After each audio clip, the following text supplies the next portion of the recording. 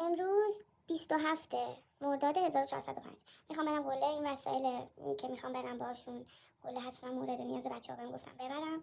کلاه، دستکش کاپشن سبک، اسکارف نازک که برای فردا که میخوام قله برگردم آفتاب پشت گردنمو نسوزونه و صورتمو، اسکارفی که توش مخملیه و برای پاییز و زمستونه برای گرفتن روی صورت و اینا، باتومامو برداشتم، متمو برداشتم، یه زیرانداز برداشتم برای که بالا بمونم.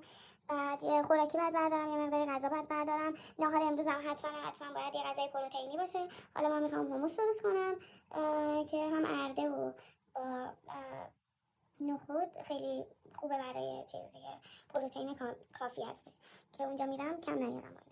تمام. اینم شام امشبم فلافله، البته برای بچه‌ام درست کردم، یه مقدار آجیل و تخمه و اینا و آب معدنی و اینا که به مقدار کافی بردارم. خب برام دعا کنید سود خوبی داشته باشم. خدای شکرت.